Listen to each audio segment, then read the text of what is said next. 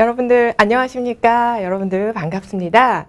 저는 여러분들과 국제무역사 1급 라이브 방송을 진행할 백소라라고 합니다. 자, 여러분들 와우패스의 국제무역사 1급을 수강해 주셔서 감사하고, 그리고 이렇게 바쁘신 시간 내주셔서 저의 라이브 방송을 시청해 주셔서 더더욱 감사드립니다. 자, 이제 시험이 얼마 남지 않았네요. 며칠 안 남았죠? 자, 여러분 막판 스퍼트를 위해서 제가 여러분들 반드시 합격하실 수 있도록 제가 도움을 드리기 위해서 이렇게 라이브 방송을 준비를 했습니다.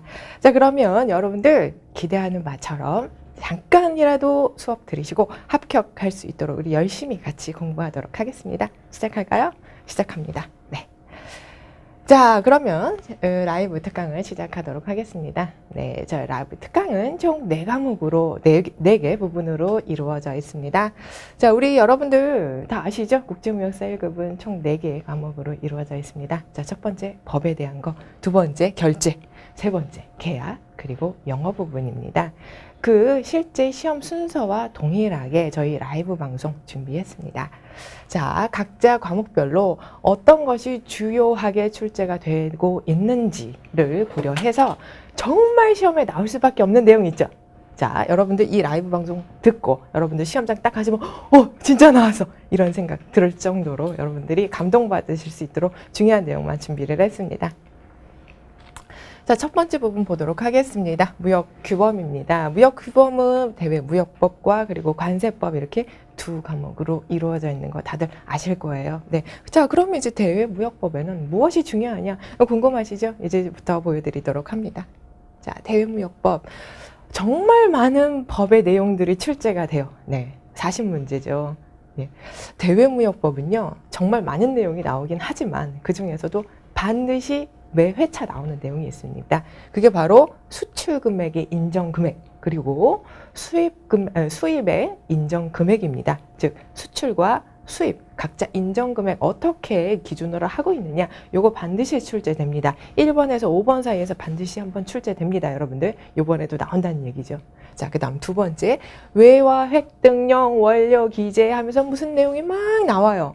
그것들 한 2문제 나오겠죠. 여러분들 또 나오겠죠. 자, 그 다음 세 번째, 권한 위임과 그리고 위탁 부분이 나옵니다. 자, 요거는 작게는 1문제, 그리고 많게는 2문제 나오고 있고요. 자, 여기는 살며시 빠졌지만 제가 또 말씀드리고 싶은 게 있습니다. 바로 무엇일까요? 네, 우리 대외무역법에서 주로 이루어지는 고시, 공지 그런 거 있잖아요. 그 3개가 있습니다. 그 시리즈도 반드시 알고 계셔야 되겠습니다. 자, 이제 그러면 이제 첫 번째입니다. 수출 실적의 인정 금액 반드시 1문제 나온다 이렇게 말씀을 드렸는데요. 바로 이 부분입니다. 자, 이거 말고도 정말 많은 내용이 있는데 그거 다 편집하고 정말 나올 게 뭐냐, 이거 위주로 말씀드리겠습니다. 수출 실적 인정 금액은 우리나라는 기본적으로 FOB 기준을 하고 있습니다. FOB 가격을 기준으로 하고 있습니다. 자, 우리나라는 수출 통관액은 FOB 기준 가격으로 설정을 하고 있죠. 그래서 여러분들 여기 한 페이지에서 요거 반드시 알고 가셔야죠. 자, 일반 물건은 다 FOB 기준이다라고 하는 거. 요거는 기초예요. 근데 요거 하나 가지고 시험에 나오냐? 그렇지 않죠. 조금 더 어려운 거 나오겠죠. 네, 그래서 바로 1번에서부터 6번에 있는 내용들이 막 시험에 펼쳐져요. 자, 근데 그 중에서도 항상 들러리로 나오는 내용이 있고, 그리고 주인공으로 나오는 애들이 있다라는 거죠. 자, 그럼 주인공 이제 찾아봅니다. 1번 봐주세요.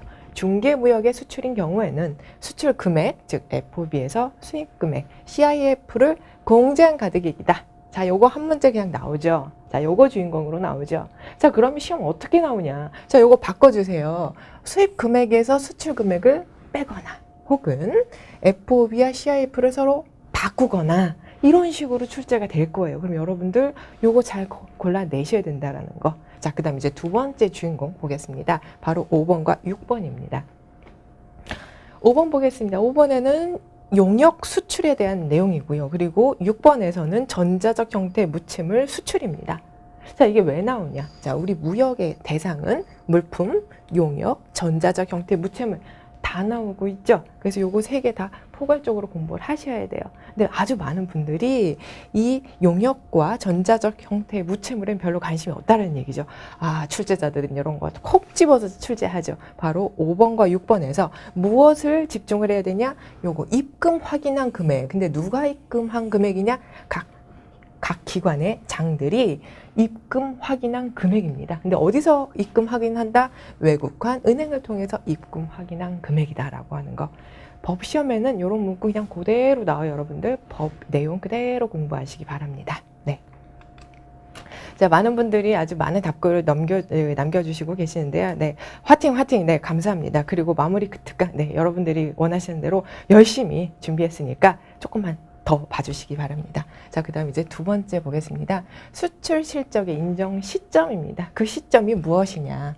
수출 실적 인정 시점은 기본적으로 수출 신고를 하고 그 다음에 그것을 나라에서 수리해준 날짜 기준이에요. 그날 기준이에요. 그러므로 수출신고 수리일이라고 하고 있습니다. 근데 이것도 쉽단 말이죠. 자, 그럼 시험에 뭐가 나오냐? 바로 두 번째 줄, 세 번째 줄 이게 나옵니다. 우리 용역과 그 다음 전자 형태의 무채물 이렇게 말씀드렸는데요. 그거 말고 다른 것들도 있어요. 사실 이 중간중간에 이렇게 있습니다. 자, 요거 이렇게 한눈으로 한번 정리를 해볼게요. 용역과 전자적 형태의 무채물, 그리고 중개무역, 그리고 외국인도 수출, 이런 것들은 언제 기준으로 한다? 입금일로 한다. 이거 별표. 자, 그럼 벌써 여러분들 두 문제 맞췄어요. 우리 아까 페이지, 그 다음에 이번 뒷페이지 요거 두 문제 벌써 맞췄습니다. 자, 그 다음 또 계속 진행합니다. 여러분들 빨리 고득점 하러 가야 돼요. 자, 그 다음 외화 획득의 범위 보도록 하겠습니다. 외화 획득용 뭐뭐뭐뭐 이렇게 하는 거 있죠? 자, 여러분들 와우패스 교재 보시면 아주 중요한 부분들을 이렇게 미리 형광펜 다 처리해놓고 막 정말 중요한 거 중요만 이렇게 해놨어요. 게다가 제 영상에서 보시면 더 중요한 것들은 막 시험에 어떻게 나오지 막 별표 치고 아주 난리 부르스를 쳐놨죠. 네, 그거 위주로 공부하시면 돼요. 그 중에서 제가 많이 강조해드렸던 거 그게 바로 외화 획득용 블라블라블라 이 부분입니다. 자, 그럼 그 중에서도 뭐가 출제되냐? 바로 요겁니다. 범위입니다. 외화 획득용이라고 얘기할 때 그럼 외화 획득용 수출이라고 하는 것은 뭘 의미하냐라고 하는 거 바로 요걸 의미를 합니다. 수출, 관광, 그리고 용역 건설의 해외 진출도 포함이 되고, 자, 그 다음에 요즘에 되게 막 시험에서 많이 이렇게 출제하는 게 있어요. 바로 5번에 대한 내용입니다. 국내에서 물품을 매도하는 건데 그것도 수출로 봐줘요. 근데 무조건 그게 아니냐? 아니, 무조건 포함되는 것은 아니고 바로 요런 것들에 해당되는 경우에 국내에서 물품을 매도하는 것도 외화 획득으로 본다라고 하는 것이죠. 바로 이런 거 출제되고 있습니다. 자, 그리고 이런 것도 하나 또 추가적으로 출제되고 있습니다. 이런 거. 수수료를 받고 외국 수입자로부터 수수료를 받고 행한 수출 알선은 무역이 아니다 혹은 외화 획득이 아니다 이런 식으로 나와요. 근데 역시 어떻게 나온다? 외화 획득용 행위에 준하는 행위로 본다라고 하는 거. 이거 문구 또 다르게 해서 출제한 적이 다수 있습니다. 그러니까 여러분들 꼭 숙지해 주시기 바랍니다. 그 다음 외화 획득용 이렇게 블라블라 이렇게 말씀드렸는데요. 자, 그거 또 더 추가해서 말씀드릴게요. 자, 지금 어떤 분이 지금 자료 어디서 봤느냐, 특히 기출문제 다운 어디서 봤느냐 이렇게 말씀을 해주셨는데요. 두 가지 방법이 있습니다. 여러분들 시험 보시기 전에 반드시 기출문제 푸셔야 되는데요. 아, 이거 막상 인터넷 찾으려면 다운받기 너무 힘들어요. 자, 첫 번째 가장 쉬운 거 와우패스 여러분들 아시죠? 와우패스 들어가세요. 자, 그리고 수강을 하시면 여러분들 최근 수년간의 기출문제 그냥 다운받으실 수 있어요. 자, 그 다음 두 번째, 지금 여러분들이 보고 계신 네이버 TV 있죠? 거기에서 카페 검색하시기 바랍니다. 한국미래물류연구소 찾으시면요, 카페가 있을 거예요. 거기 카페 가입하셔서 다운받으시면 쉽게 기출문제 획득하실 수 있습니다. 자, 많은 질문 해주고 계셔서 그 다음 또 이제 이렇게 답변 드렸고 그 다음 또 진행하겠습니다. 외화 획득용 원료 기재에 대한 지원 내용. 자, 요거 한 문제입니다. 요거 한 문제. 그냥 전체가 한 문제고 요런 것들이 보기로 나와요. 자, 그러면 이제 답이 되는 보기 주인공은 무엇이냐? 바로 제가 미리 빨강색으로 칠해놨습니다. 수입 제한 품목인데도 불구하고 제한 요건을 충족하지 않은 상태로도 수입이 허용됩니다. 자, 그 다음 네 번째, 다섯 번째 볼 거예요. 수입할 때 원산지 표시해야 되는데도 불구하고 면제받을 수 있어요. 자, 그 다음 이제 정말 중요한 보기로 정말 중요한 답으로 나오는 네, VIP 이제 나오십니다. 5번 봐주세요. 부가가치세. 우리나라 부가가치세 몇 프로? 10%. 그렇죠? 자, 그런데 외화획득용 기재에 대한 지원 내용으로서 자, 어떤 수출이 외화획득용으로 인정을 받으면 그 물품에 대해서 부가가치세 영세율로 적용이 됩니다. 자, 우리나라는 보통 10%. 근데 영세율이다 그러면 0%로 적용될 수 있다라는 얘기예요. 자, 시험에서 어떻게 나올까요? 자, 질문. 자, 부가가치세라는 용어를 다른 것으로 바꿔서 나올 거예요. 뭐 생뚱맞은 거. 예를 들어서 내국 신용장 영세율 적용 막 이런 식으로 이렇게 단어를 교묘하게 바꿔서 나올 겁니다. 그거 유의하시면 되겠습니다. 제가 보기엔 지금 여러분들 한 3문제는 맞힌 것 같아요. 자, 그 다음 또 넘어갑니다. 이제 권한의 위임과 위탁 부분입니다. 이 부분 보시면 여러분들 교재 보시면 한 2페이지, 3페이지에 걸쳐서 나온 거 보실 수 있을 거예요. 네, 그거 언제 다 외우고 있어요. 정말 시험에 나오는 거 보셔야 되잖아요. 자, 첫 번째입니다. 요거는 정말 약속할 수 있을 것 같아요. 제가 맹세합니다. 이거 반드시 나와요. 자, 한국무역협회에 위탁한 것은 무엇이냐라고 하는 거. 제가 왜 이거를 장담을 하느냐. 매년 나오고요. 그리고 이 시험 자체가 한국무역협회에서 시행하는 시험이잖아요. 그러니까 그 협회 홍보상 이런 내용을 출제를 할 수밖에 없다는 얘기죠. 네, 그래서 반드시 나온다. 그럼 한국무역협회에서 대신 하는 일들이 뭐냐라고 하는 거. 네, 전문무역 상사의 지정의 취소. 자, 그 다음 무역업 고유번호. 이거 또 반드시 나옵니다. 무역업 고유번호의 부여와 관리에 관련된 거. 그리고 수출입 통계 데이터베이스를 구축하기 위한 전산관리 체제 개발과 운영. 예, 요거까지는 반드시 공부해 주세요. 그리고 나머지도 중요합니다. 여러분들 그 화면에 나온 내용들 여러분들 교재 같이 체크하세요. 하지만 이 빨간 부분이 더 중요해서 요게까지 말씀드리겠습니다. 자, 그 다음 아래 부분 볼게요. 관세청장입니다. 자, 관세청장에는 어떤 역할을 위임과 위탁을 했냐? 원산지 표시 방법의 범위에서 그 표시 방법의 세부 사항을 정하는 권한이나 그리고 표시 방법을 확인하고 그다음에 이의 제기에 대한 처리 권한, 이것을 관세청장이 가지게 됐습니다. 근데 이 부분은 왜 자꾸 출제를 하냐, 많은 분들이 헷갈려 하시기 때문이에요. 근데 왜 헷갈리냐, 이 관세청장을 다른 것과 바꿔서 출제를 하면 여러분들이 막 헷갈린다는 얘기예요. 어떻게 바꾸죠? 뭐라고요?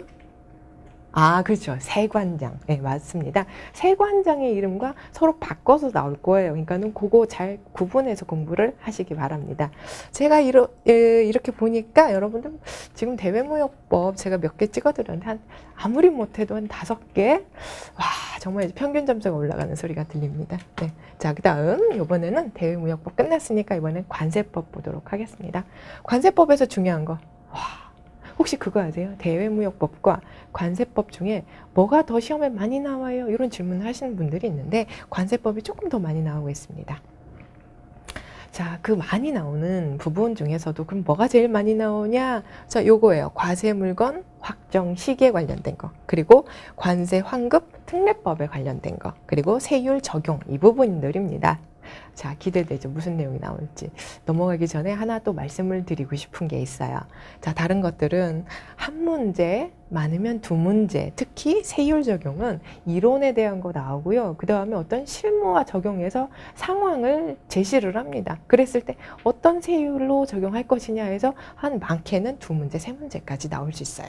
자, 그리고 이거는 여러분들만 알고 계세요. 이건 비밀입니다. 네, 관세 환급 특례법에 관련되어서 요즘에 4문제, 5문제까지도 나오고 있어요, 여러분들. 요거는 오늘 수업이 끝난 직후 바로 여러분들 이 부분 몇 페이지 안 되니까 반드시 교재 펴서 다시 공부하시기 바랍니다. 또 나올 겁니다, 이 부분. 네, 집중해 주시고요. 계속 진행하겠습니다.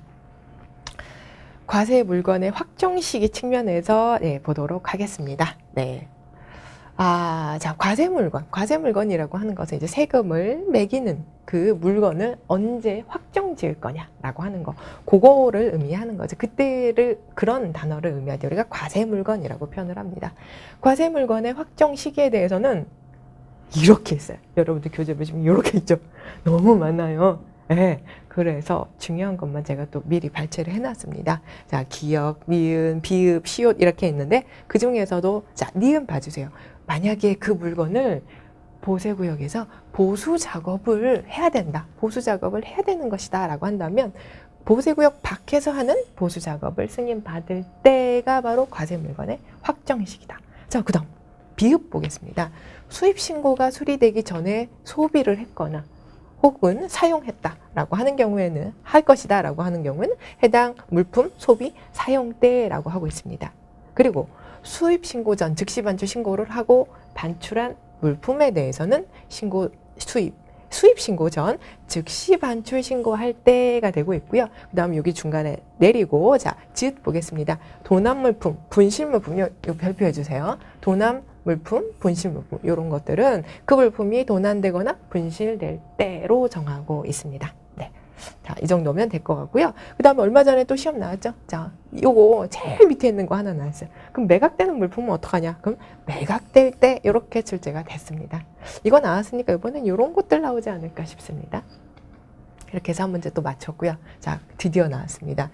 제가 보기에는 우리 법 문제 중에서 단일 범위로 가장 많이 출제가 되는 범위라고 말씀드릴 수 있겠습니다. 그게 바로 관세환급 특례법입니다. 자, 관세환급에서는 우리 법에서는 크게 두 가지로 구분을 해요. 관세법상 환급이 있고요. 그 다음에 특례법상 환급이 있어요. 관세법상 환급은 과온합금이나 혹은 계약 내용과 달라서 환급을 해줄 때, 그 다음에 뭐 종합보세구역이나 지정보세구역의 멸실 혹은 판매 이런 거에 관련된 내용들이 있습니다. 자, 요거는 한 서비스 문제 같은 느낌? 그냥 한 문제? 네, 예의상 한 문제. 근데 시험은 바로 요것들이 나온다. 관세환급에서 특례법상 환급이 나올 것이다. 자, 요거 별표하고 한 4문제 이렇게 쓰세요. 4문제. 자, 여러분들 교재 같이 써주세요. 개별 이 관세환급 특례법상 환급은 그 대상이 개별 환급인 경우 혹은 간이정액 환급인 경우 등등이 있습니다. 자, 이 중에서 뭐가 중요하다? 바로 이 두 개가 중요하다. 자, 이거 공부하시는 법 제가 알려드릴게요. 관세환급에서 이 관세법에서 환급은 크게 두 가지로 구분이 된다라고 하는 거. 이 내용이 여기에 포함되고 이 내용이 여기에 포함된다라고 하는 거 하나 구분하시고 그 다음 이제 두 번째 학습 방법 말씀드릴게요. 특례법상 환급은 개별 환급 방법 그리고 간이정액 환급 방법이 있는데 얘네 둘은 어떤 차이가 있느냐 요거까지 공부를 해주셔야 되겠습니다. 자, 교재에 잘 나와 있으니까 그거 꼼꼼히 확인하시고 그리고 그 중에서도 중요한 것들 바로 적어놨습니다. 개별 환급이 가능한 경우가 있죠. 그 경우는 뭡니까? 정액 환급 율표에 계기되지 않은 물품, 즉 이거에 적용할 수 없는 것은 개별 환급이다. 자, 그리고 간이정액 환급 비적용 안 되는 업체다라고 하는 경우에는 개별 환급 대상입니다. 그리고 대기업 별표, 자, 대기업인 경우에는 개별 환급을 하셔야 되겠습니다. 자, 그 다음 오른쪽 갈게요. 간이정액 환급. 자, 이 경우는 환급액이 6억 원 이하인 중소기업인 경우에 대상이 되고 있고요. 그 다음에 제조한 물품만, 제조해서 수출한 물품만 해당이 되고 있습니다. 자, 그 다음에 그 환급액은 FOB 금액당 10,000원으로 책정을 해서 환급 금액을 산출을 하고 있습니다. 자, 여기서 질문 하나 할게요. 자, 여러분들 정말 많은 분들이 또 질문을 평소에 많이 하시는데요. 이 개별 환급과 간이정액 환급 두 개 다 공부할 시간이 없어요. 그냥 하나만 찍어주세요 하면 어떻게 할까요? 네, 요거 간이정액 환급 요거 공부하셔야 되겠습니다. 자, 여러분들 시험 며칠 안 남았잖아요. 그럼 뭐 공부하신다? 요거 공부하신다 라고 하는 거. 이 두 개 중에 하나라도만 공부를 제대로 하시면 아닌 거 그냥 문제 푸시면서 이거 아니야 버려버리면 되기 때문에 두 개 중에서 하나만 공부하시는데 그게 뭐다? 바로 이 부분이다 라고 하는 거. 네, 그렇죠. 합격하실 것 같다. 좋습니다. 예, 질문 많이 올라오고 있는데 예, 질문하셔도 되겠습니다. 제가 틈틈이 계속 보도록 하겠습니다. 예, 감사합니다. 자, 그 다음 요번에는 이제 관세율 적용 우선순위 보겠습니다. 자, 여러분들 그 혼자 특히 만약에 혼자 공부하셨다 그러면 이 페이지에 대해서 공부하시는데 정말 많은 두려움을 느끼셨을 것 같아요. 왜냐면 이렇게 한번 볼까요? 아, 정말 중압감이 느껴지죠? 단어도 어렵고 외울 것도 많고 게다가 순서도 중요하대요. 그죠? 그래서 우리 와우패스에서 저랑 이 공부하신 분들은 쉽게 공부하실 수 있는 노하우 이미 들으셨어요. 그죠? 제가 평소에 많이 알려드렸죠? 그런 거로 공부하시면 돼요. 근데 만약 여러분들 중에 저랑 아직 인강에서 공부 안 하셨다? 네, 괜찮아요. 제가 지금 조미료 쳐드릴게요. 자, 1번부터 8번까지 여러분들 순서대로 어떤 세율이 우선순위가 있는지를 외우셔야 돼요. 근데 외우기 힘들어요. 못해요. 그죠? 우리가 무슨 AI 컴퓨터도 아니고 이거 어떻게 외워요? 그죠? 그래서 쉽게 외우는 방법보다 그렇죠. 여러분들 다시 한번 외워주세요. 그죠? 저랑 같이 공부하신 분들 그렇죠? 그렇죠? 외쳐주세요. 네. 자, 말씀드리겠습니다. 자, 1번 어떻게 외운다? 덤보상 긴특농 이렇게 외운다. 덤보상 긴특농. 왜요? 그 여러분들 빨리 찾아보세요. 자, 이 영상 라이브 영상 끝나면 여러분들이 왜 제가 담보상 긴특농이라고 했는지를 찾아보실 수 있을 겁니다. 자, 그다음 두 번째 넘어갑니다. F편 협력 이렇게 외워주시면 되겠습니다. F편 협력. 자, 그다음 어떻게 외울까요? 조개할. 그죠? 조개할. 근데 이름이 이렇게 입에 탁탁 붙지 않기 때문에 조개함 이렇게 외우기로 했죠. 네. 저는 조개함 이렇게 외웁니다. 자, 그 다음에 이제 다섯 번째부터 쭉 갑니다. 일놈장기. 일놈장기. 욕 같기도 하지만 다시 갑니다. 한번 다시 복습. 덤보상 긴특농. 그 다음 F편 협력. 그 다음에 조개함. 일놈장기. 한 문제 맞췄습니다. 이론에 대해서 한 문제, 그리고 우리 세율 숫자로 계산하는 거에서 두 문제. 이렇게 해서 제가 보기엔 최소 여러분들 지금 두 문제, 이 관세법에서 지금 두 문제 맞췄습니다. 자, 그 다음 넘어갑니다. 아, 이렇게 해서 법이 벌써 끝났어요. 너무 아쉽죠. 더 해드리고 싶지만 라이브 시간이 그렇게 많지는 않네요. 우리 네 과목을 다 다뤄야 되기 때문에. 자, 그 다음 이제 두 번째 과목 가겠습니다. 이번에는 무역 결제 부분입니다. 결제 내용이 상당히 많고 그 다음 외울 게 상당히 많습니다. 한 가지 주의하실 점은 외우는 것도 중요하지만 결제 부분에서는 그 무엇보다 이해하는 것이 중요하다라고 하는 거 말씀드리고 싶습니다. 자, 이 결제 부분에서 제일 중요한 게 바로 추심과 신용장 부분입니다. 그죠? 네. 자, 그러면 이제 결제 부분에서 신용장과 우리가 뭐 추심 이거 중요하다고 그랬는데 그럼 구체적으로 알려주세요. 네, 이런 질문 하실 것 같아요. 결제에서는 더 중요한 거 환어음 나옵니다. 환어음은 여러분들 이론도 공부하시고 그리고 시험에 환어음이 나왔을 때 여러분들이 어떻게 발행을 해야 되는지, 뭐가 써 있으면 어떻게 해석을 해야 되는지, 뭐가 잘못 기재되어 있다 그거 다 추려내셔야 된다는 얘기죠. 여러분들 교재 그런 설명 충분히 있습니다. 다음 두 번째 가겠습니다.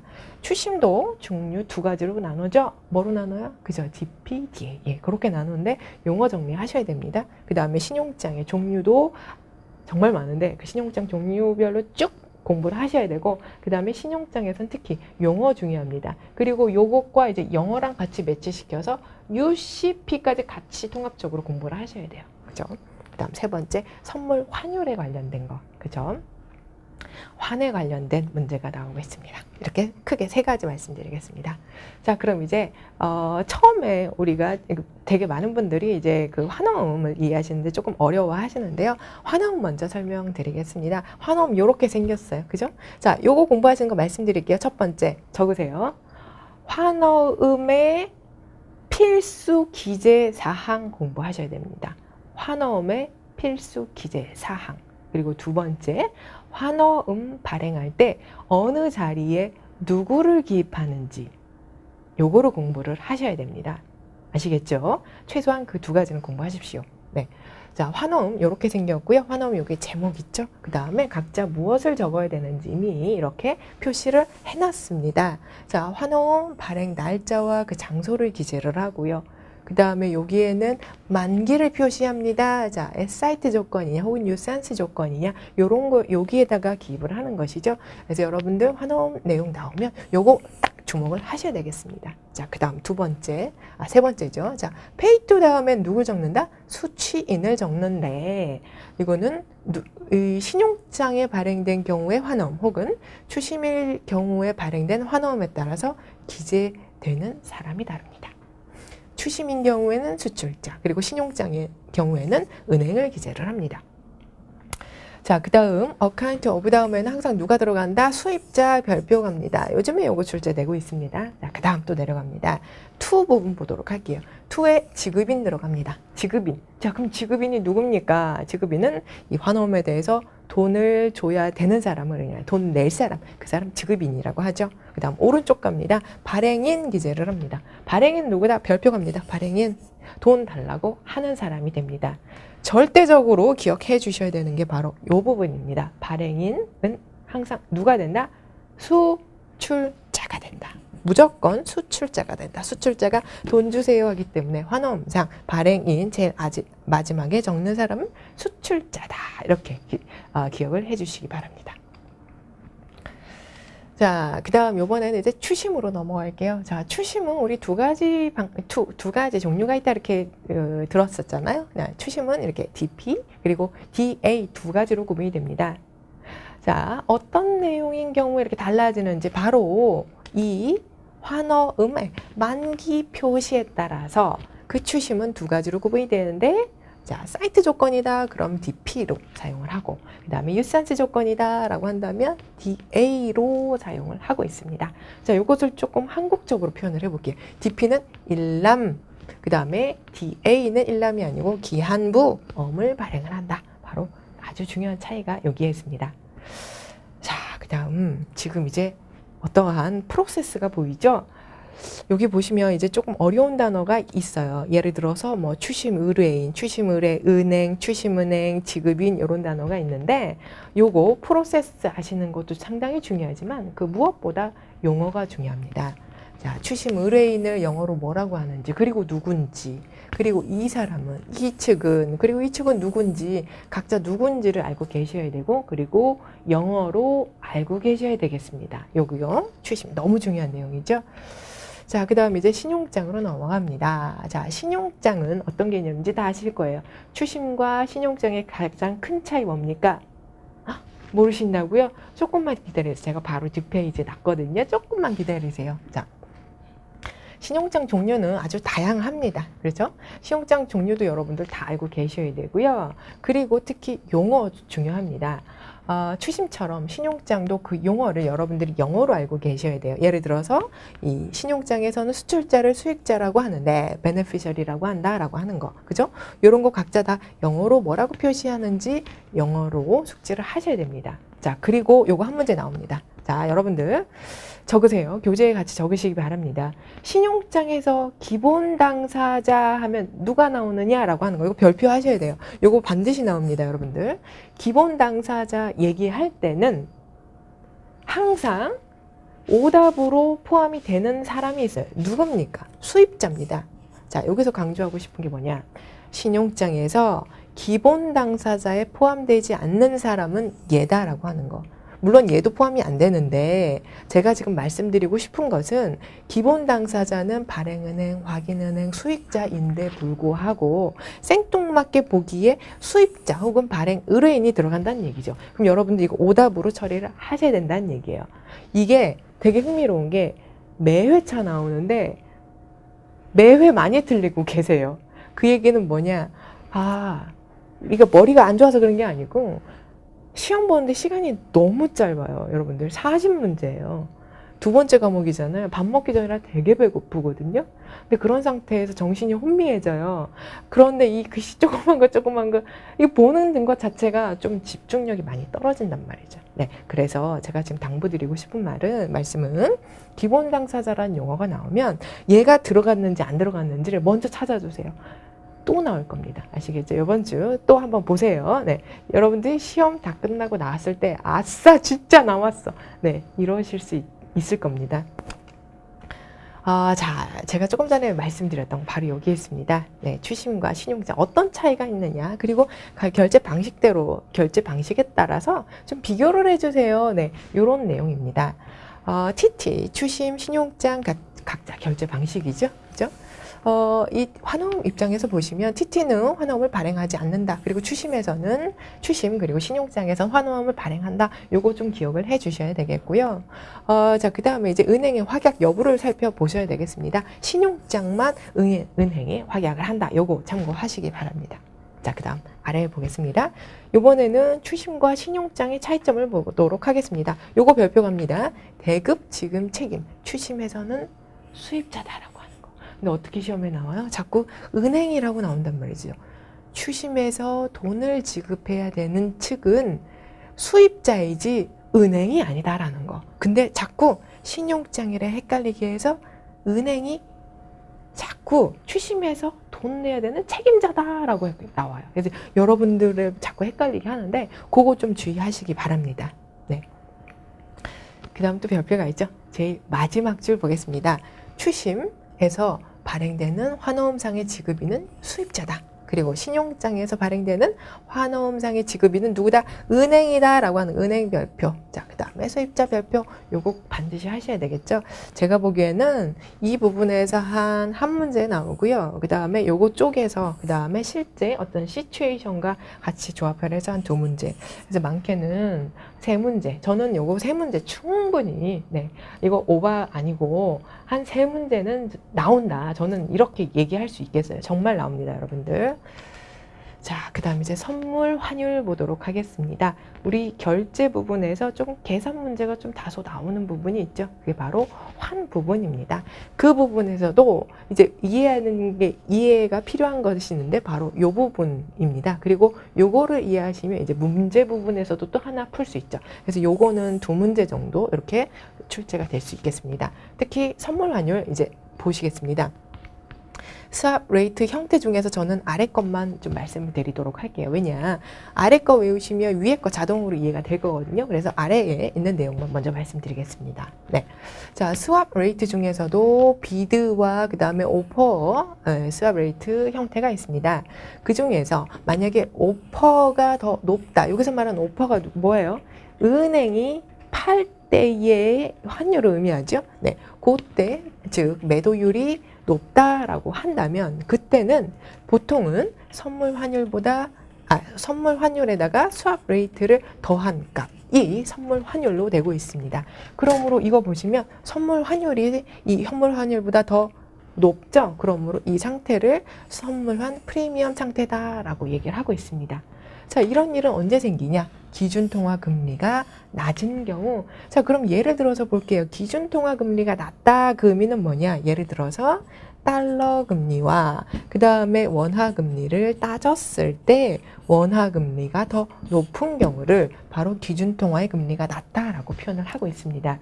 지금 이거 만약에 무슨 얘기인지 모르시겠다. 그럼 이거 복습하셔야 돼요, 여러분들. 이거 반드시 나오니까 이 교재 통해서 한번 이해하시고 그리고 인강 통해서 한번 보시면 충분히 한 번에 10분 만에 이해가 갈 겁니다. 자, 그 다음에 요거 내용을 토대로 했을 때 그럼 문제는 어떻게 풀어야 되냐라는 그런 질문에 대한 응답을 해보겠습니다.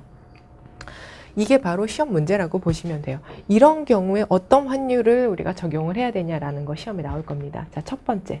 순서가 있습니다. 첫 번째, 은행 입장으로 판단을 하셔서 은행이 살 때 환율인지 그 다음에 은행이 팔 때 환율을 적용을 해야 되는지를 먼저 결정을 하시기 바랍니다. 만약에 자기 은행 입장에서 팔 때 환율이다 라고 한다면 여기 버리시고 오른쪽에서 먼저 오른쪽을 보시면 되겠습니다. 자, 그 다음 2번째, 스왑 레이트를 서로 비교를 하세요. 지금 아래 보시면 스왑 레이트 하나는 10, 하나 15 이렇게 있죠? 얘네 둘만 비교하세요. 그리고 오른쪽이 지금 숫자가 더 크잖아요. 그러면 요 방식 적용하시면 돼요. 이쪽이 더 크죠? 자, 이쪽이 더 크다 그러면 우리가 부호 어떻게 사용한다라고 써 있습니까? 플러스라고 써 있죠? 그래서 플러스 부호 적용하시면 된다는 얘기. 오른쪽이 더 크다 그러면 플러스 부호 사용하세요. 그럼 그 얘기는 이제 시험 어떻게 풀어야 되냐? 여기에다가 요거 더하시면 된다는 얘기예요. 아시겠죠? 자, 근데 만약에 부호가 이렇게 돼 있다 그러면 뭐예요? 마이너스죠? 그 얘기는 뭐다? 여기에서 요거 빼면 된다는 의미예요. 아시겠죠? 이렇게 쉽게 푸실 수 있겠습니다. 자, 이렇게 해서 이제 무역 결제 부분이 끝났습니다. 네, 예상 시간대로 이렇게 착착, 너무 무리하지 않는 시간으로 계속 잘 진행이 되고 있습니다. 좀 잠깐 질문 좀 받아볼까요? 아, 제발 합격하고 싶다. 네, 저도 똑같이 그렇게 생각하고 있어요, 여러분들. 네, 빨리 강의 자료에서 다시 복습하고 싶다. 네, 좋습니다, 여러분들. 특히 제가 매번 강의 때 끝날 때마다 그 시간에 복습해야 되는 거. 이거는 꼭 나온다라고 매 시간마다 강조드리는 거 있죠. 그것만 보셔도 됩니다. 그것만 보셔도 이번 시험 무조건 합격하실 겁니다. 네. 자, 이렇게 해서 이제 두 번째 과목까지 끝났습니다. 이제 무역계약 부분 보도록 하겠습니다. 무역계약은 조금 어려운 부분들이 있죠. 네, 해상, 운송, 그리고 보험 부분입니다. 물론 이제 무역 자체에 대한 무역 계약에 대한 그 부분들도 많이 있긴 합니다. 예, 그것도 이렇게 조금 나중에 조금 말씀드릴 건데, 저는 무역 계약 부분에서는 가장 시험에 많이 나오는 것이 바로 해상 운송과 보험 부분이다라고 좀 말씀드릴 수 있겠습니다. 자, 크게 이제 세 개 부분으로 나눈다면 무역 계약 조항과 그 다음에 BL 뭔지 아시죠? 해상 운송장이죠. 그 다음에 이제 보험에 관련된 내용이 가장 주요하게 나올 것이다, 이렇게 말씀드릴 수 있겠습니다. 특히 무역계약서 조항에는 거의 20개 정도, 교재 보시면 막 한 20개 이상이 막 영어, 한국어 이렇게 막 섞여서 나오는데요. 그 중에서도 매번 뭐 VIP처럼 나오는 애들이 있죠. 바로 요런 아이들입니다. 첫 번째, 자, entire agreement. 그 다음에 infringement. 그 다음에 severability. liquidated damage, 그 다음 non-waiver. 이 부분 모르시면 여러분들 정말 안 돼요. 만약에 내가 이거 처음 봤다 그러면은 여러분들, 자, 잠시 반성하고 다시 새로운 마음으로 공부 시작하셔야 됩니다. 아시겠죠? 그만큼 이 부분은 너무 중요한 부분이고, 이 계약서의 조항에서는 가장 기본이 되는 부분입니다. 얘네들이 주로 주인공으로 나오니까 각자 무슨 내용인지 알고 계셔야 돼요. 자, 그럼 이제 공부하는 방법 알려드리겠습니다. 이 내용과 그리고 이 내용이 뭘 의미하는지 한국말로 완벽하게 파악을 하세요. 한국말 조항을 봤을 때 이거에 관련된 조항의 이름이 한국말로 무엇인지 보시라는 얘기죠. 그 다음에 두 번째, 영어로 나왔을 때 매치를 시킬 수 있어야 된다라고 하는 거 아시겠습니까? 한국어, 영어 같이 공부하셔야 되겠습니다. 요거는 이 3과목에서 하나 출제되고 똑같은 내용으로 4과목에서 또 출제가 됩니다. 그러니까 영어까지 같이 공부하시기 바랍니다. 그래서 영어까지 같이 넣습니다. 자, 그 다음 이제 BL의 종류 측면에서 보도록 하겠습니다. BL은 해상 운송장을 의미를 하죠. 자, 기본적으로 BL은요, 유가증권이다라고 하는 거, 유가증권. 자, BL 자체, 즉 운송장 자체가 유가 능력이 있다. 무슨 가격, 그 물건의 가치를 나타내는 종이다. 그러니까 너무 중요한 증권이라는 얘기예요. 그죠? 그냥 종이 쪼가리로 우리가 얘기할 수 없고 너무 중요한 증명서, 권리를 행사할 수 있는 종이다라고 하는 거. 그것을 유가증권이라고 합니다. 유가증권은 누구한테 넘겨서 팔 수도 있죠. 그래서 우리는 뭐라고 하냐면 유통증권이라고 합니다. 유통증권. 유통이 가능하다라고 해서 유통증권 이렇게 표현을 합니다. 이건 BL에서 가장 기본적으로 여러분들이 기억하고 계셔야 되는 내용들이에요. 자, 그 다음 요번에는 BL 종류를 살펴보겠습니다. 반액을 언제 했는지, 그 다음에 그 물건에 대한 화물이 이상이 있는지 없는지에 따라, 그리고 수화인이 뭐죠? 받는 사람을 의미하죠. 받는 사람 어떻게 표시되어 있는지에 따라, 그리고 누가 발행하는지에 따라, 약관이 얼마나 기재되어 있는지에 따라, 그리고 여기에는 포함되지 않지만 여러 가지 종류가 있다, 이렇게 말씀드릴 수 있습니다. 요거 하나하나 다 말씀드릴 수 없어요. 그거는 여러분들 본 강의에서 지켜봐 주셔야 됩니다. 그때 공부하시고. 자, 저는 정말 짧은 시간 내에 말씀드려야 되기 때문에 키워드로 갑니다. 발행 시기에 따라 보겠습니다. 발행 시기에 따라서 수취선화증권, 즉 received BL, 여기서 키워드 뭐다? X다, 이렇게 써있죠. 이 X다의 의미가 뭘까요? 신용장에서는 은행이 얘를 받아주질 않아요. 유통증권으로 인정해주질 않습니다. 그러므로 은행에서는 얘 받아주지 않는다. 됐죠? 자, 그 다음 은행에서 받아주는 서류는 뭐다? 요거 두 개다라고 하는 거 알고 계셔야 됩니다. 자, 그 다음 넘어갑니다. 화물 이상 유무에 따라 대부분은요, 화물 이상이 없는 상태로 물건이 선적됩니다. 그러므로 당연히 정상 BL이에요. 하지만 외견상 깨져 있거나 물이 줄줄 샌다거나 휘어 있거나 이런 경우에는 정상의 화물이라고 할 수 없죠. 그래서 그런 경우에 발행되는 BL, foul BL 혹은 dirty BL이라고 표현을 합니다. 자, 그럼 기초죠. 자, dirty BL을 어떤 것과 조합을 시켜서 공부해야 되냐? 바로 LI입니다. LI. LI. 그런 느낌, 그죠? LI 뭐예요? 이거는 Letter of Indemnity라고 합니다. 그죠? 한국말로 굳이 공부하실 필요 없어요. indemnity에 관련된 겁니다. 이거 누가 이 파손에 대해서 책임을 질 거냐, 즉 화주 측에서 책임진다라고 하는 각서를 쓰죠. 그 각서는 바로 foul BL과 연결이 된다라고 하는 거. 이거 한 문제 이렇게 출제됩니다. 특히 요거는 잘 나옵니다. 그다음 수화인 표시에 따라 별표 갑니다. 왜냐? 일단 수하인은 직접 이름 기재해도 되고 혹은 지시식이라고 그래서 오더라는 단어를 기재를 해서 BL을 발행하기도 합니다. 짝꿍을 공부하셔야 돼요. 자, 김영식 선화증권은 TT나 추심에서 발행되고 특히 이 부분 별표 갑니다. LC에서는 지시식 선화증권으로 발행하고 있다는 거. 요거를 알고 계셔야 됩니다. 자, 그 다음 요거와 더 조합해서 말씀드릴게요. 자, LC라는 서류가 있습니다. LC 관련돼서 BL은 어떻게 발행해서요 하세요 라고 하는 두세 줄 정도의 문장이 시험에 나올 겁니다. 요거를 실제 BL과 연결시켜서 이 중에 하자가 있는 건 무엇이냐 라고 여러분들한테 물어볼 거예요. 네, 우리 교재 보시면 어떻게 BL에 관련돼서 명시를 하는지 그리고 어떻게 시험에 출제되는지 우리 연습 문제 보시면 충분히 있습니다. 참고하시기 바랍니다. 자, 그 다음 발행 주체에 따라서 마스터 하우스 이렇게 나눈다 이런 거 보셔야 되고요. 자, 그 다음 기타 부분으로 가겠습니다. 자, 여러분들 서렌더 요거는 실무에서 정말 많이 사용되는 거죠. 자, 서렌더 시험에 나옵니다. 서렌더라고 하는 것은 이렇게 유가증권의 능력, 그 다음 유통증권의 능력을 없애버린 BL이에요. 아시겠죠? 원래 태생은 BL이었으나 유통과 유가의 능력이 상실돼 버린 이름만 BL인 그런 BL을 바로 서렌더 BL이라고 합니다. 자, 그 다음 스테일 BL 나오죠. 자, 요거는 그냥 21일만 기억해 주시면 돼요. 자, 그 다음 스위치 BL 하면 중개무역과 연결시켜서 공부하시면 되겠습니다. 제가 보기에는 한 2문제 정도 나오겠습니다. 딱 찍어서 말씀드리면 저는요, 요거 서렌더 BL 한 문제 이렇게 말씀드리고요. 그 다음에 오더식 BL 있죠? 오더식 BL에서 한 문제. 근데 요거는 최소한이에요. 최소한 2문제. 최소한. 그 다음에 다른 내용이랑 엮어서 한 4문제까지도 나올 수 있습니다. 참 계산해 볼까요? 그러면 지금까지만 들은 걸로 여러분 한 10문제 이상은, 네. 되겠죠. 자, 그 다음 이제 보험 부분 보겠습니다. 보험에서 여러분들이 꼭 유의해서 공부하셔야 되는 게 있습니다. 그게 바로 담보위험과 그 다음에 면책위험입니다. 담보위험이라고 하는 것은 보험회사에서 책임져주는 위험이다 라고 우리 공부하기로 했죠. 우리 강의에서는 쉽게 공부하는 거 제가 많이 강조를 드렸는데요. 자, 이번에는 A, B, C 적합보험에서 담보위험이 무엇이냐라는 것 측면으로 보겠습니다. 지금 쭉 보시면 동그라미 X 이렇게 있잖아요. 자, 우리 뭐 공부하기로 했죠? 특히 C에서 X인 거, 지진, 분화, 낙뢰. 네, C에서 담보 안 된다. 자, 그 다음 9번 가판유실 C에서 안 된다. 역시 10번, 11번 이런 것들은 다 C에서 안 되는 걸로 우리 요거 꼭 집중적으로 공부하기로 했죠?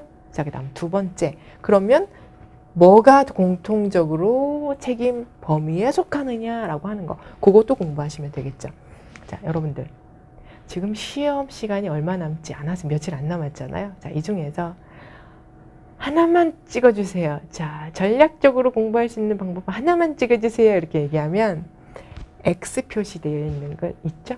그거 공부하시면 됩니다. 그거 공부하세요. 네. 그 다음 요번에는 면책위험입니다. 앞에는 담보위험, 즉 보험회사에서 보상해주는 거. 그리고 요번에는 뭐예요? 면책위험이라고 해서 책임 면제다. 즉 이런 사고 나도 보험회사에서는 책임 안 져라고 하는 그런 종류의 위험입니다. 그러면 출제자들은 뭘 낼까요? 뭘 낼까요? 당연히 여기 다 X니까 당연히 다 면책인데 시험에서는 뭘 낸다? 희한한 애네요. 희한한 애. 누구 있어요? 다 면책인데 여기 동그라미 하나 보세요. A보험에서만 어떤 자 불법 행위에 의한 의도적인 손상 파괴는 얘는 보장이 된대요. 자, 그럼 요거 출제할 겁니다.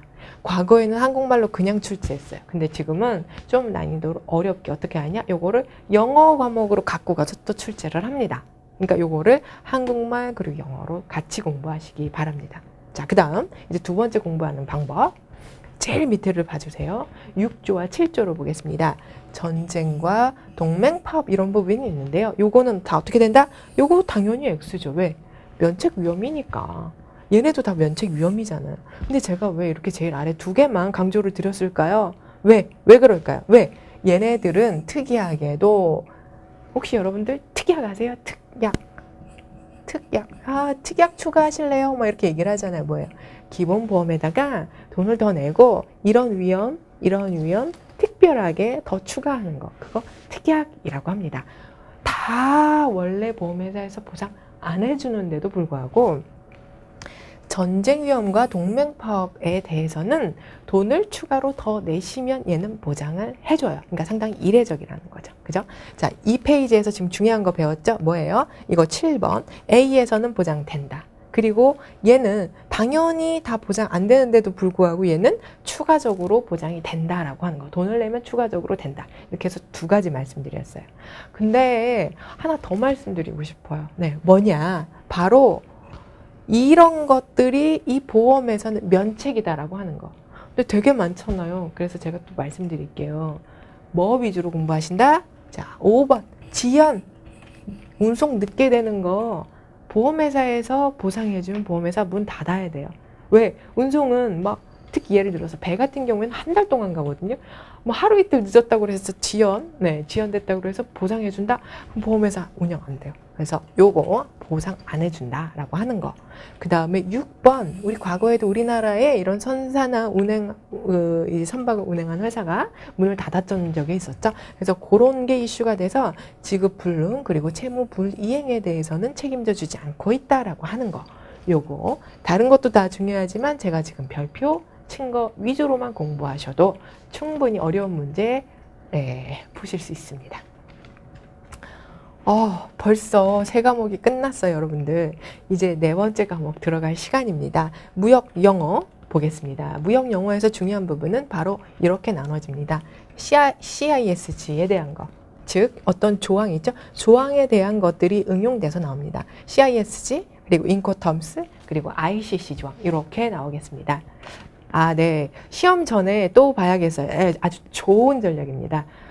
그리고 아까 보니까 어떤 질문이 있었습니다. 자, 뭐냐. 시험이 얼마 남지 않았는데 막판 일주일 동안 어떻게 공부해야 되냐 이런 질문을 해주셨어요. 자, 어떻게 하냐.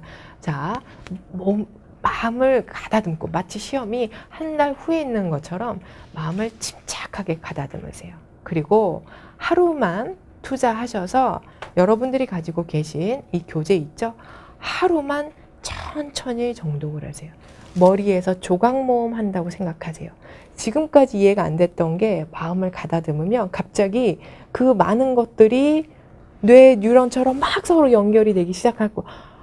그래서 이렇구나. 그렇구나. 그러면 하루 만에 진짜로 갑자기 자신감이 막 생기기 시작할 거예요. 자, 그러면 그게 이제 오늘까지 할 일이다. 자, 그럼 이제 내일부터 뭐 하신다? 기출문제를 푸시기 바랍니다. 가장 좋은 건 여러분들이 기출문제를 혼자 스스로 교재 보아가면서 푸시는 거 제일 좋아요.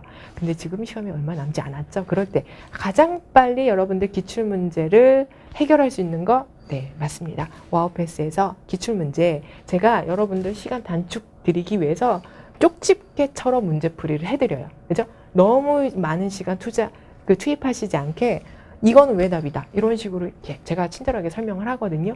그 영상 보시면 됩니다. 그것을 며칠 동안 보세요. 그리고 시험 전날 있죠. 그때는 여러분들이 나름대로 작성하신 메모나 혹은 요약노트 같은 거 있죠. 혹은 없다 그러면 교재를 빨리 보시기 바랍니다. 그게 바로 최종이 됩니다. 그럼 일주일 동안을 정말 알차게 효과적으로 보내실 수 있습니다. 그리고 마지막 전에 뭐 본다? 이 영상 다시 한번 본다. 합격. 됐죠? 영어 부분 보겠습니다. CISG입니다. CISG. 자, 근본적으로 CISG가 어느 경우에 적용되는지에 대한 문제, 한 문제 나오고 있습니다. 네.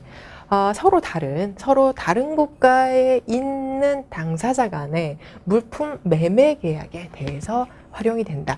자, 중요한 거 두 가지입니다. 서로 나라가 달라야 된다.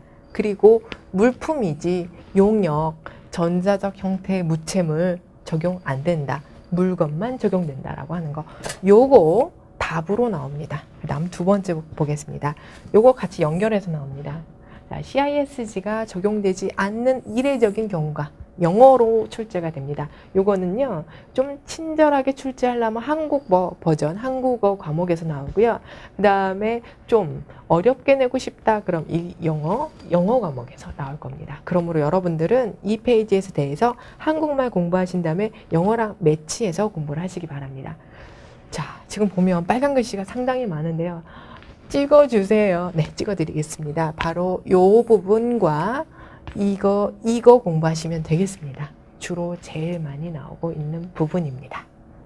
됐죠? 체크하셨죠? 넘어갈까요? 네, 좋습니다. 네. 뭐가 있어요? 네, 무역 설문도 있네요. 우화 설문도 있네요. 아, 알겠습니다. 감사합니다. 네. 자, 그 다음에 이제 18조, 네, 등등을 보겠습니다. 정말 명언이죠. 우리 CISG에서 명언이라고 저는 생각을 합니다. 왜?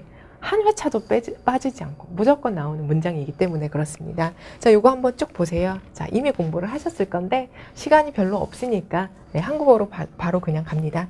청약에 대한 동의를 표시해야 하는 상대방의 진술과 그 다음 행위는 승낙이 된다. 그런데 침묵과 그리고 부작위는 승낙이 되지 않는다라고 하는 거. 자, 왼쪽 갑니다. 어떤 게 중요하다? silence, 침묵하는 거. 그 다음에 부작위는 뭐예요? 한국말로 너무 어려운데 이거는 어떤 행동을 해야 되는데 하지 않는 거. 근데 요거는 영어가 더 쉬워요, 오히려. inactivity입니다. inactivity, 부작위, 해야 되는데 안 하는 거.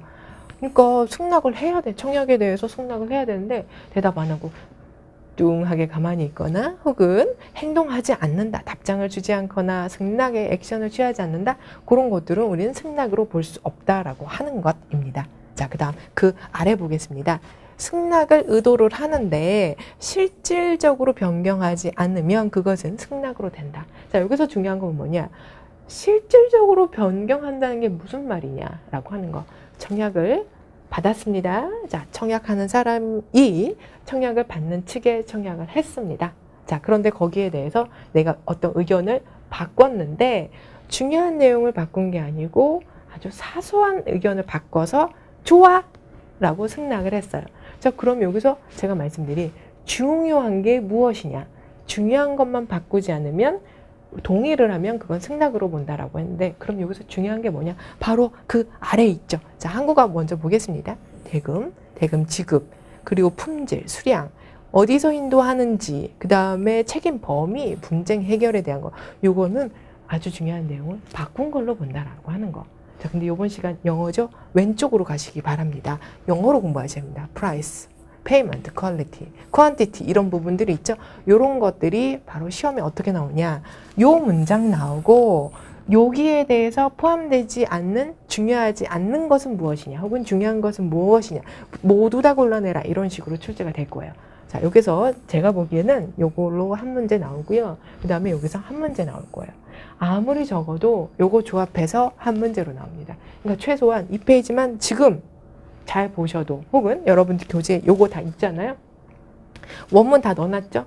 몇 페이지예요? 595페이지. 여러분들 지금 그 영상 보시면 알겠지만 왼쪽에 몇 페이지인지 미리 다 적어놨어요. 그거 찾아서 보시면 돼요. 자, 페이지 찾아서 빨리빨리 체크하세요. 그게 시험에 나옵니다. 아시겠죠? 자, 그 다음 넘어갑니다. 요번에 인코텀스입니다. 인코텀스 여러분들 아실 거예요. 2020 버전이 새로 탄생을 했죠. 인코텀스는 거의 뭐 10년에 한 번씩 갱신이 되고 있는데 2020년 첫 번째 국제무역사 시험에서는 2020 버전으로 출제 안 하기로 그렇게 발표를 했어요. 그러니까 2010 버전 인코텀스를 2020 첫 번째 시험에는 반영을 하기로 했습니다.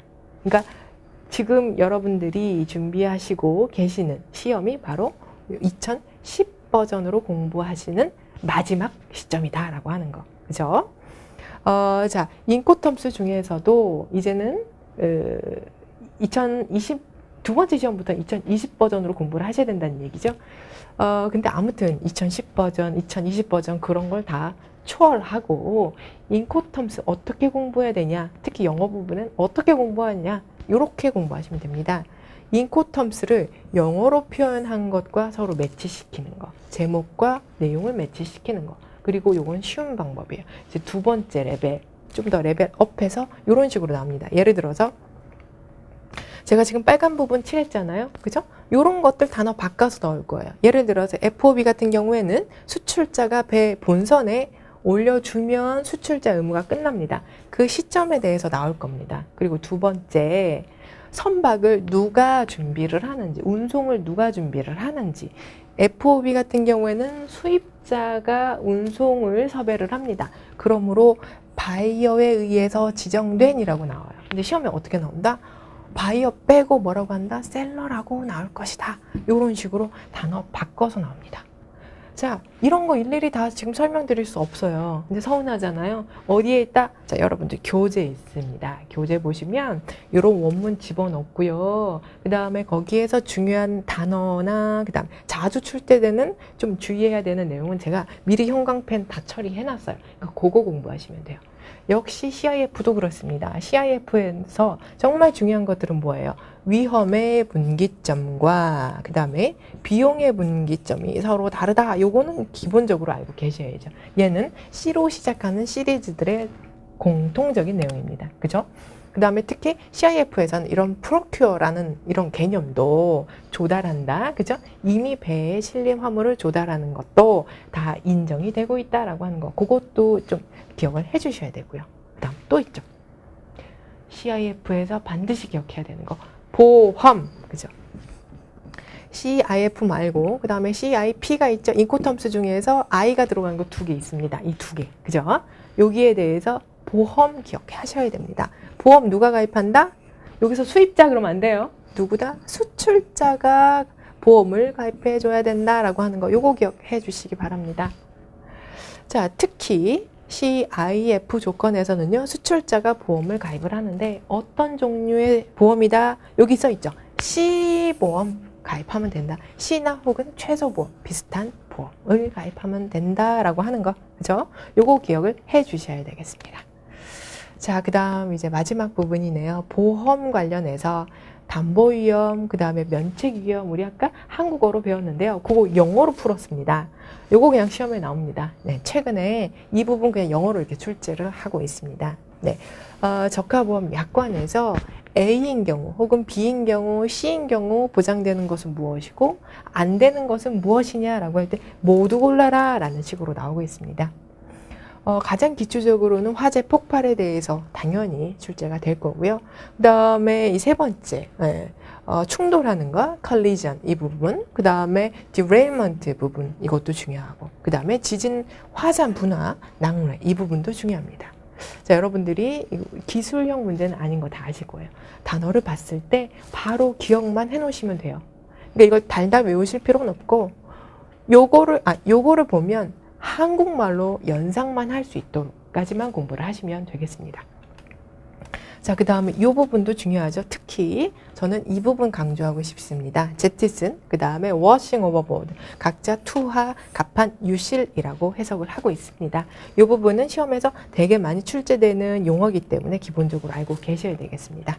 자, 그 다음 이 부분도 조금 요즘에 출제가 되고 있습니다. 네, 물이 들어가는 거, 그죠? 물이 침입하는 거, 요것도 어느 경우에 보장이 되고 어느 경우에 보장이 안 되는지까지 공부를 해 주셔야 되겠습니다. 자, 그 다음에 일반 면책 약관이라고 있습니다. 자, 기억하세요. 우리 아까 앞에서 배운 거 있죠? 표 이렇게 있었는데 면책 위험 그런 게 있었어요. A, B, C 이렇게 나와서 A, B, C 하고 다 X, 다 모조리 X 있었죠. 보장 안 되는 거니까. 근데 하나만 동그라미 있었죠? 네, 그거 이제 기억을 해주셔야 되는데, 여기 있는 부분들은 뭐예요? 다 이 X만 모조리 있다라고 하는 거. 네, 그거 봐주시면 되겠습니다. 자, 여기 볼까요? 피보험자의 고의의 불법 행위에 기인하는 멸실, 손상, 비용. 이건 뭐예요?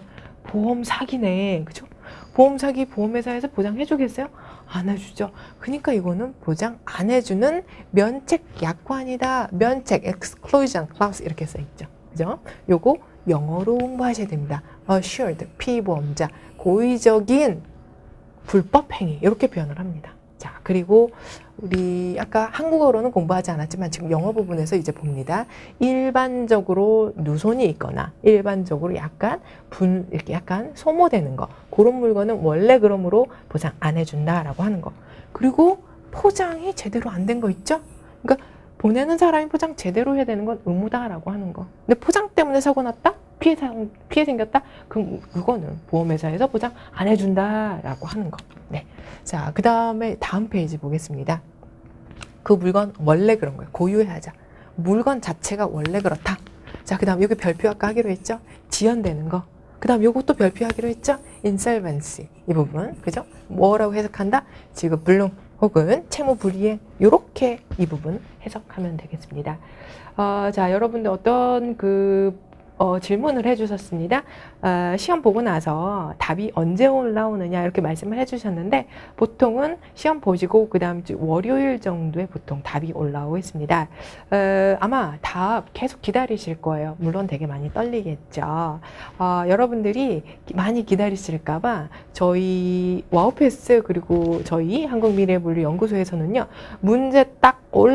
문제와 답이 올라왔다라는 그 제보를 받으면 바로 저희가 다운로드해서 공지를 합니다. 그러므로 저희 와우패스 봐주시거나 혹은 네이버에 있는 한국미래물리연구소 봐주시면 가장 빠르게 보실 수 있는 방법 중에 하나가 되겠습니다.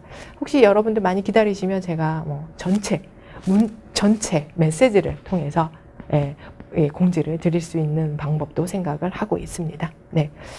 그렇죠. 여러분들 동그라미 별표 주신 부분 위주로 외우시면 이 짧은 시간 내에 고득점 하실 수 있어요. 제가 보기에는 이번 수업 들으면 한 평균 아무리 못해도 10점은 오르지 않을까라는 생각을 해요. 이거는 제의 그냥 그 오바스러운 느낌이 아니고 실제 아주 많은 경험을 통해서 이 정도 요약을 했을 때 정말 많은 학생들이 혹은 학생뿐만 아니고 직장인 분들도 많이 들으시니까 그런 분들이 정말 일주일 만에 점수가 팍팍 오르는 걸 제가 많이 봤어요. 그러므로 제가 이렇게 확신해서 말씀드릴 수 있는 것입니다.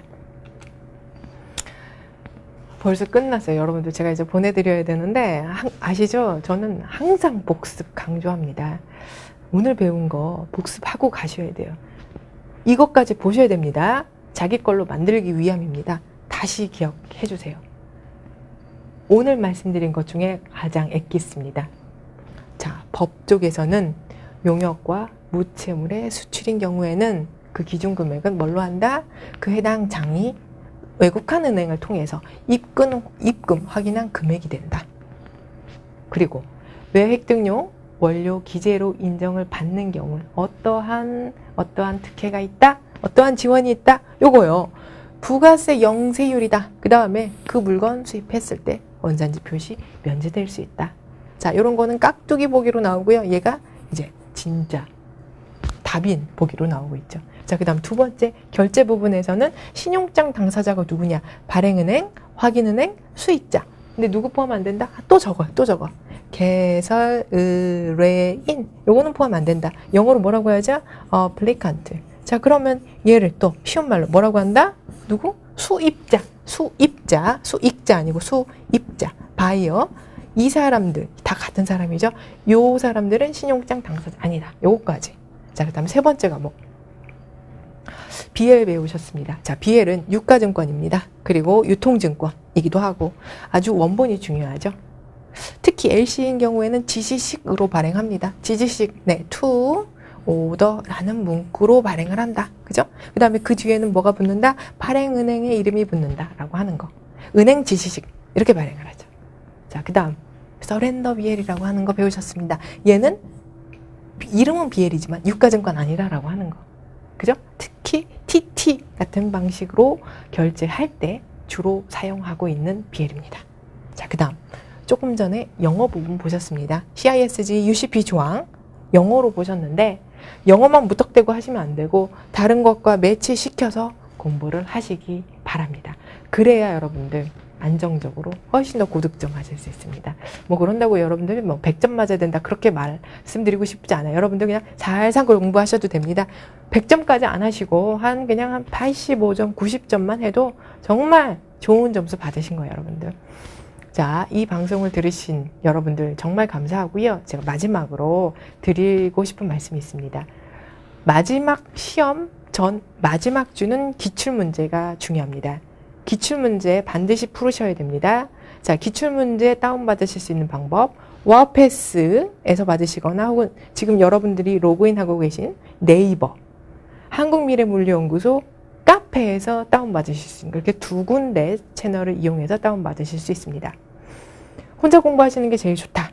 하지만 며칠 만에 많은 회차를 끝내시는 거 힘듭니다. 자, 그러면 와우패스에서 제가 이미 준비한 문제풀이 강의를 들으세요.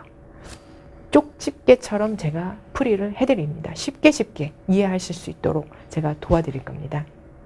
바로 전 회차 있죠? 작년에 시험 본 것까지 다 업로드가 되어 있습니다. 그 도움을 받으셔서 막판까지 포기하지 마시고 반드시 합격을 위해서 도전하시기 바랍니다. 자, 여러분들 좀 도움이 되셨는지 모르겠습니다. 자, 여러분들 시험 보시는 마지막 날까지 포기하지 말고 꼭 도전하시기 바랍니다. 자, 여러분들 떨어지면 어떡하지? 이런 거 없어요. 붙을 거야. 붙기 위해서 내가 하는 거예요. 그죠?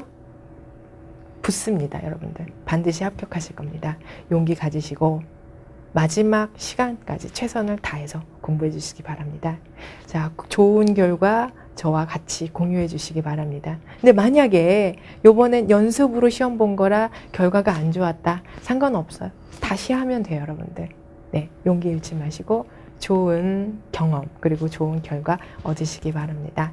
네, 저는 와우패스에서 국제무역사 1급을 담당하고 있는 백소라였습니다. 그리고 한국미래물리연구소 공동대표로 일하고 있는 사람입니다. 자, 이렇게 여러분들 라이브 방송을 통해서 여러분들을 이렇게 뵙게 되어서 영광이었고 그리고 큰 즐거움이었습니다. 여러분들께 많은 행운을 빕니다. 고맙습니다.